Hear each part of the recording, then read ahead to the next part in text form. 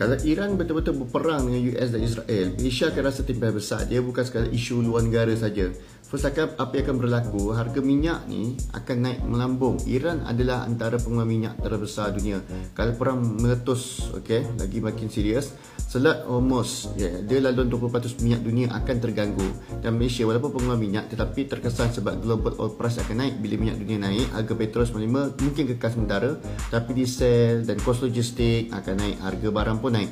So ringgit akan merosot, kos import makin naik, pasaran kewangan akan panik, pelabur akan tarik diri keluar dari negara membangun termasuk Malaysia. Lepas tu ringgit jatuh, USD naik. So bila ringgit lemah, kos import naik, barang elektronik, makanan import, barang mentah semua akan start jadi mahal.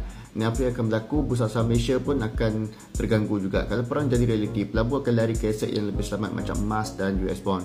Dan bursa Malaysia akan mengalami kejatuhan. Saham berkaitan pelancongan, airline, teknologi pun boleh merudum. Ini sekadar pandangan saya lah. So sekadar ekonomi juga boleh menjejaskan dagangan.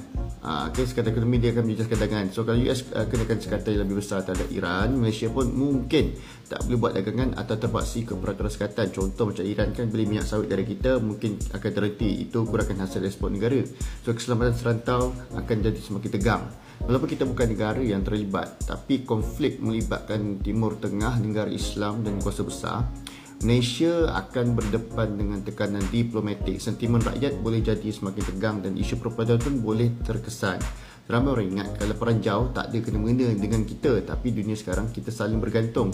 Bila satu rantai global putus, semua negara termasuk Malaysia akan terasa kesan ekonomi, sosial dan politik. Jadi ini pandangan saya. Jadi apa pula pandangan anda tentang isu semasa ni? Kalau anda suka video di channel ini, boleh juga tekan butang like dan share di media sosial yang lain. Terima kasih kerana setia di sini.